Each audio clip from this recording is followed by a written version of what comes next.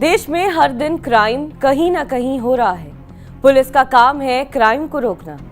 Police रोक भी रही है, लेकिन इसके बावजूद क्राइम हो रहे हैं। कुछ क्राइम ऐसे होते हैं जिनको बड़े ही करीने से अंजाम दिया जाता है। कातिल खुद को शातिर समझता है, लेकिन कहते हैं ना कि अगर आप कुछ गलत करते हैं तो आप कितने भी शातिर हों, पकड़े जरूर जाएंगे। कई ऐसी क्राइम स्टोरीज हैं जिनमें कातिल कई सालों तक पुलिस के गिरफ्त में नहीं आ पाता या फिर बहुत देर हो जाती है, या कई बार ऐसा होता है कि पुलिस को क्राइम का क्लू ही नहीं मिल पाता। लेकिन कुछ क्राइम केस ऐसे बन जाते हैं जिसमें एक छोटा सा क्लू पूरा केस खोल कर रख देता है। गुजरात पुलिस के सामने एक ऐसा ही केस आया है। कातिल का कोई क्लू नहीं था, लेकिन एक बैकपैक और एक वाइट स्वेटर ने पूरा केस ही सॉल्व कर दिया। इस केस को सॉल्व करने में गुजरात पुलिस को 4 राज्यों के 5000 सीसीटीवी फुटेज खंगालने पड़े।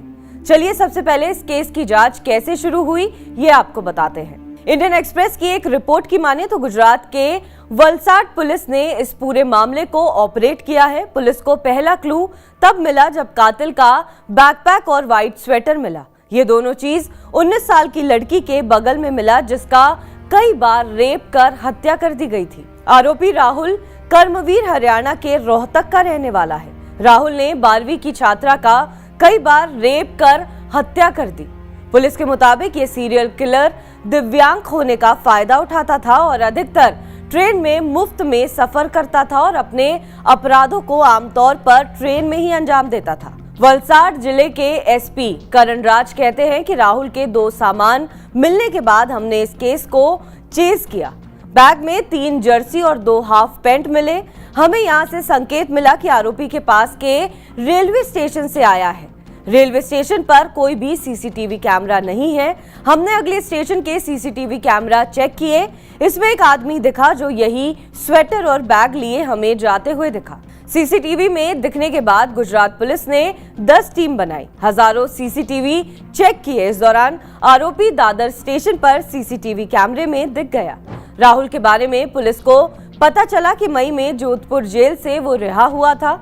उसके खिलाफ यूपी, हरियाणा, राजस्थान में 11 एफआईआर दर्ज है। 5 लोगों की हत्या और रेप का आरोपी राहुल पोलियो का शिकार है।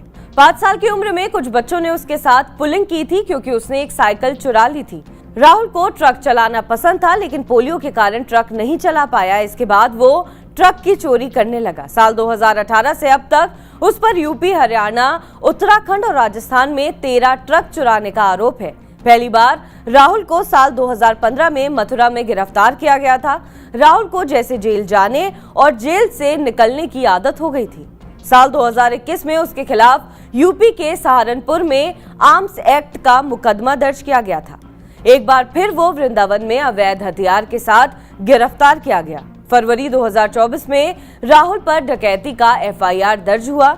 24 नवंबर को राहुल को अरेस्ट कर लिया गया। तब राहुल ने ये कबूल किया है कि उसने लड़की के रेप के पहले 2 मर्डर किए थे और रेप के बाद भी उसने 2 लोगों को मारा था। पहला मर्डर 20 अक्टूबर को किया था, जिसमें एक अधेड़ उम्र की महिला का चलती ट्रेन में रेप कर हत्या कर दी गई। इस मामले में आंध्रा पुलिस ने राहुल के खिलाफ एफआईआर दर्ज की। राहुल ने 2 मर्डर दिव्यांग बोगी में किए। 24 नवंबर को पुलिस को टिप मिली। राहुल बांद्रा भुज ट्रेन पर सवार था। आरपीएफ के सहयोग से गुजरात पुलिस ने वापी स्टेशन पर राहुल को गिरफ्तार कर लिया।